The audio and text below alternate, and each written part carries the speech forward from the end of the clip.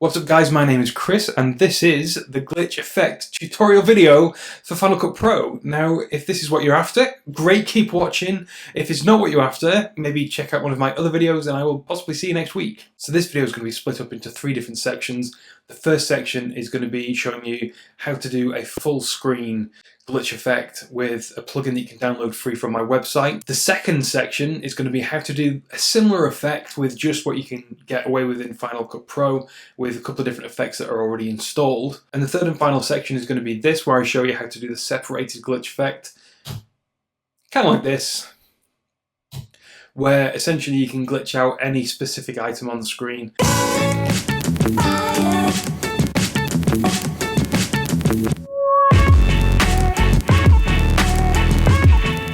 So this first section, like I said, is going to be with a plugin. If you head over to my website at christopheroxley.com, there's a link in the description box below. You can download the glitch effect, not the glitch transition. If you're interested in the glitch transition, I have a video for you that I did last, and there's a link in the description box below, and I'll probably put one of those fancy cards that come up at the top of the screen that you can click on and go and watch that. So if you want to know how to install plugins, make sure you check out my video, which again, there'll be a link in the description box below. So first thing you want to do is head over to Final Cut. I keep saying Final Cut Pro X, Final Cut Pro. It's a bit of a mouthful to Final Cut. Head over. I've just dragged a video clip on here. This is a speed ramped car that I took when I went out with my kid the other week. So just a bit of slow-mo. This is a clip I'm going to use, but you can use pretty much anything. I already have this plugin installed. So if you go into your effects panel on the bottom right and my glitches plugin, you can just drag it on and you can see the entire clip is all glitched out. You can change the strength by moving the slider. You can turn the color shift on and off. Also, you can change the roll, which is how much down the screen that it kind of like flickers. The special thing about my plugin that you actually download is this is animated automatically and it's random. So as you play the clip back, you can actually see that when it's on a little bit of a roll, the screen kind of just comes down a little bit.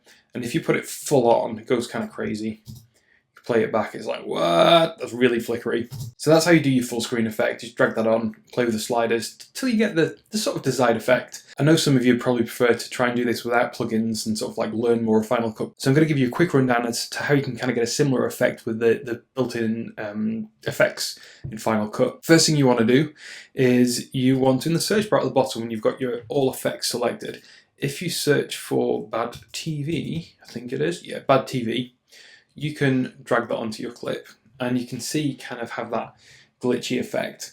They have an amount that you can slide up and down to kind of like make it a bit more warped, similar to my plugin. These scan lines, these sort of like white lines on it, there is no way to get rid of those. So I'm not really, you either like them or you don't like them. And they have a roll as well, but this roll isn't animated. So if you increase it, what you'll find is when you play it back, the roll stays exactly where it is. And you could animate that, but you'd have to hand animate it manually with keyframes, which I'm not going to get into here. But essentially, you kind of have a similar effect, and you can add that whole color shift effect as well. If you search for Prism, I don't know if I can even spell. If you search for Prism, and you can actually combine the two, drag that on here, and then you can change the amount to like make it stronger or what have you. You probably sat there thinking, that's all well and good, Chris, but you told me you can glitch out just individual bits on the screen. Well, I'm going to get into that next. Don't forget that if you're enjoying this video and you want more, make sure you hit that subscribe button and hit that notification icon right next to the subscribe button so you get notifications every time I upload a new video so you don't miss one. Onto the separated glitch effect. Just to recap, this is kind of what it's going to look like. Bzzz. We're going to do it on this first clip back here. I'm going to get rid of, just to avoid confusion, the homemade glitch effect, and we're just going to use my glitch effect for demonstration purposes. I'm also going to get rid of the roll because that will ruin the effect completely. I'm going to whack the strength right up, and I'm going to leave the color shift on for this moment. We've got a full screen effect, which is not really much use right now. I'm just going to turn that off so I can actually see what I'm doing. And for this effect, what I want to do is when the car slows down, I just want to put a break in the clip. So kind of, yeah, about there. Maybe nudge it back a couple of bits. If you press the B key, it brings up your blade and you click where the marker is, it will give you a nice little cut. I'm going to do the same thing when it starts to speed up again, about there. Just knock it back 1 or 2. B for the blade and click. So here it's speeding up a little earlier than expected. So I reckon it's more about here that it speeds up. And what you can do, if you press the T key, it's the, I can't remember what to call it, is it trim? Yeah, the trim key. Trim, just here in the menu. You can actually hover over the split and you can roll this split to the left or to the right. Basically, you're just moving along where you've made the cut in the clip without actually adjusting timings or anything like that. This middle bit here is the bit that we're going to affect. So I'm actually going to turn back on the glitch effect on the top right. Just click that. So it won't show on the first bit, won't show in the last bit, but it will show in the middle bit. And this is where it gets interesting. If you Alt drag to make a copy and drag it above the clip below, so you've got 2 copies of the same clip. If you make sure you've got snapping on the right hand side here, so that when you move it around, it aligns up perfectly with the clip below.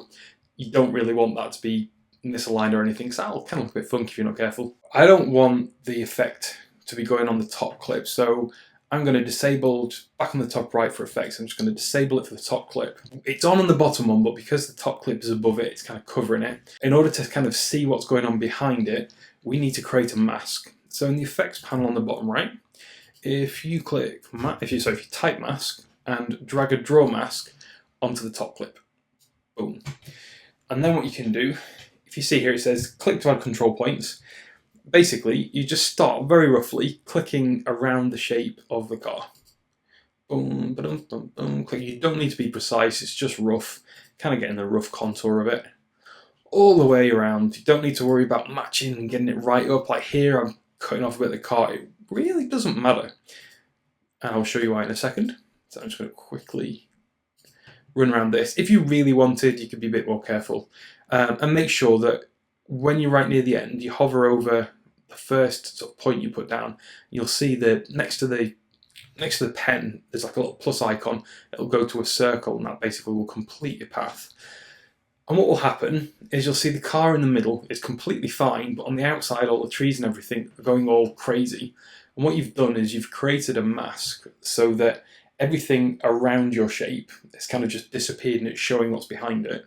And it's kind of like the opposite of what we want. So we're going to head over to the right, and on the draw mask section, you'll see there's an invert mask option. Click on that, and then you get the opposite. And if we just click off here, come on something else just to get those lines out of the way, you kind of see the beginning of the effect we're going for. If I press play, bzzz. Now it's a bit janky. If you notice here, you kind of got some really strong, sharp lines, which make the effect look a bit stupid. Make it a little less stupid.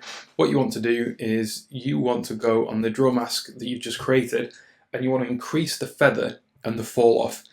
Basically, for the purpose of this, I just whack it up to maximum. You can do it to whatever looks best. If you look at the feather, basically it increases the softness of that line.